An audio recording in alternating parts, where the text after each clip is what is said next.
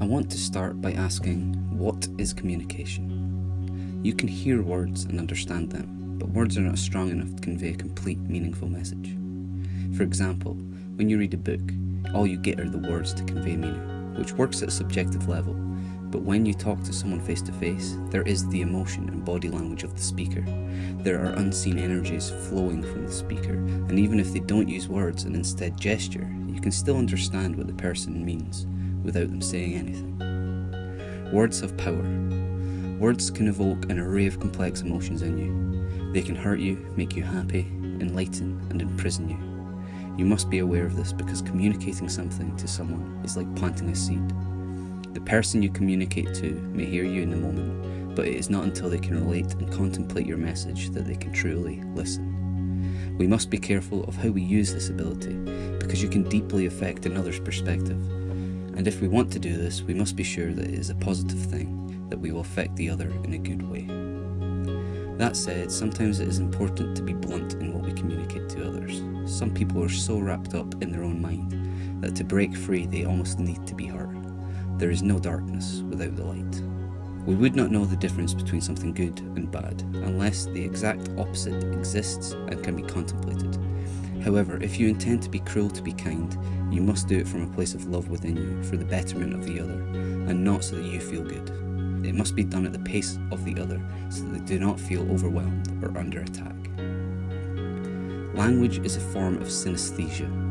Synesthesia is the crossing or mixing of senses. For example, hearing colour, tasting sound. When someone talks to you, they have a concept in their mind, and they convert it into sound, which travels to you. Language is a form of telepathy, the harnessing of vibrations to express ourselves and be understood. This is by no means a perfect form of communication, however, as the concept is often interpreted in a different way by the listener, and the more rudimentary the communication is, the harder it is to decipher the true meaning behind the words. So if we say, for instance, gesturing is level 1 communication, written word level 2, speaking would be level 3, including emotion and tonality would be level 4, and including body language level 5. As these levels increase, there is more and more information about what you're trying to communicated, and thus a deeper understanding of what you're trying to say is conveyed. So the higher up the levels we go, the easier it should be to understand. However, it is not. Often our minds are too clouded by what we want to understand. No matter how much information is conveyed from the source, it will be warped into what the listener wants to hear or understand at a subconscious level. A better form of communication is through visual media. By this I mean videos, TV shows, or films. When you watch a film, you get all the levels previously discussed, but on top of that you get the setting of where the message is communicated, the tonality of imagery, lighting, colours and music all layered on top of the message so that the message contains more than enough information to be understood. Often a movie or episode will act out an entire story to convey a single message, as if to get the message you must embark on a journey, and the message can only be recognised by taking into account the entirety of what has been shown. Again, this is not a perfect system, but it's fairly mind-blowing to think about. Throughout the journey depicted, the tonality of the scenes change, evolve and grow. The music flows with the visuals provided to add extra depth and understanding to what you are seeing. This layering is extremely effective in communicating a message. Our forms of daily communication are flawed and overly complex in my opinion.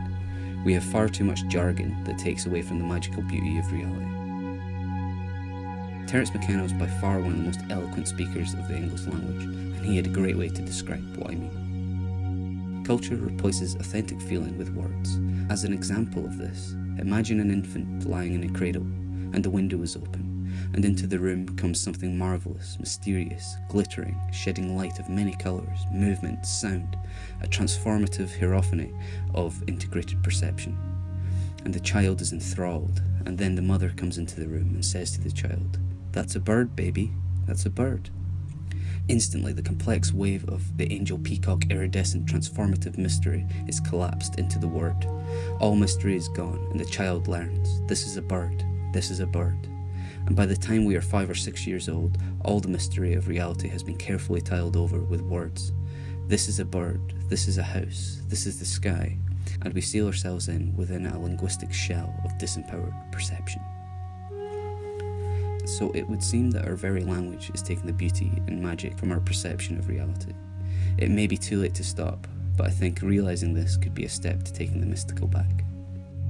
Reality in nature wants to communicate with us, but we are building a prison in our minds that blocks us from hearing what it says by telling us that through describing everything in fine detail, we can understand it all.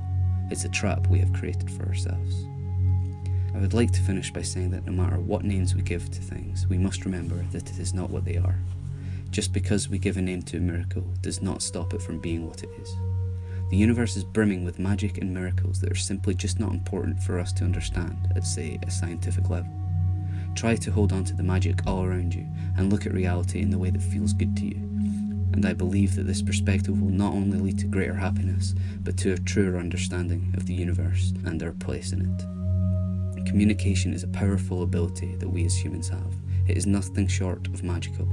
Become the magician. Understand how best to communicate with the world and other beings around you in a harmonious way, and your power will stretch far and wide, touching and inspiring everything in its path.